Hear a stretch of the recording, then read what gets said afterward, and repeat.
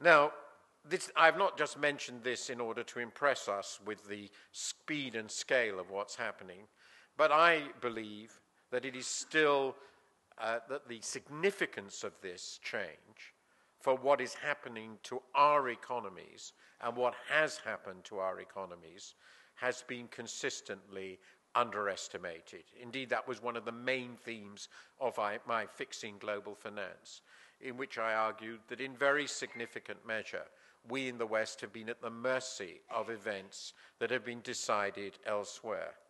And I would like to just stress four aspects of what this shift has meant in terms of shocks, which is my second big theme. First of all, pretty obviously, the entry of the emerging countries in the world amounted to a huge labor supply shock, which changed the relative prices of different classes of labor across the entire world. And if you take the perspective that Raghuram Rajan, a very distinguished economist, of course, teaching here in Chicago, in his book Fault Lines, you would follow him in arguing that one of the reasons for the acceptability of, indeed the willingness to push on the extraordinary credit boom in a number of developed countries was that it was one way to sustain the consumption of people whose earnings were not rising at all. And one of the reasons their earnings were not rising at all is that the jobs that they'd enjoyed as a sort of quasi-monopoly position when the West had all the industry were disappearing, and their wages and earnings with them. The second big effect was a long period in which the China price, you will remember that term, set the world price for labor-intensive manufacturers. And since China was pricing in dollars, that meant a fall in the price of a large number of dollar-based manufacturers over and above what the IT sector was doing in information technology related products.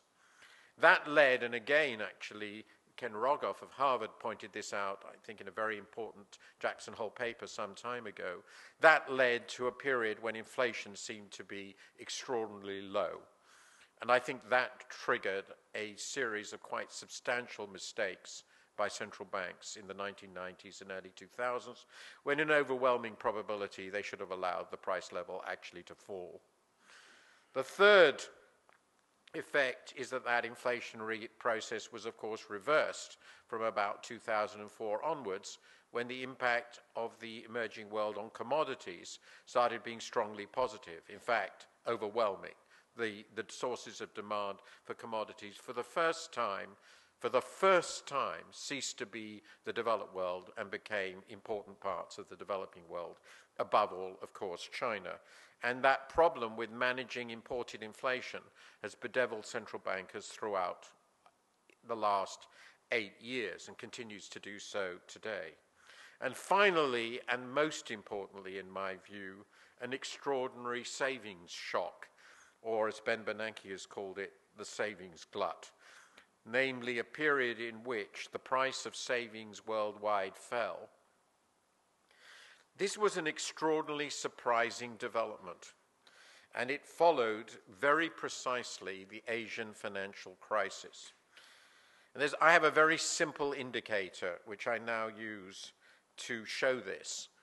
What you want to know to measure this is what's happened to the real interest rate on safe assets.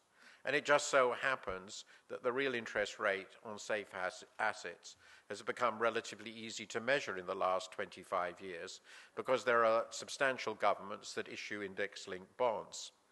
The US has a relatively short history in this, but the UK has a very long one, and you'll be happy to know that when they both issue similar bonds, the prices of these assets move extremely closely together.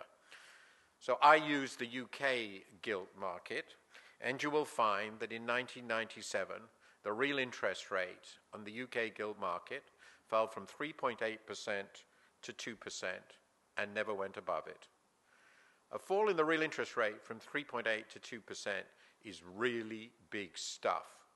And of course, in my view, I don't have time to explain this, in my view, that triggered the asset price bubbles that we saw in every credit elastic Western economy, above all in the housing market. It was the trigger moment when these booms started. I wrote a recent piece in which I pointed out how closely coincident this fall in interest rates was with the beginning of the rise in house prices across a wide range of developed countries.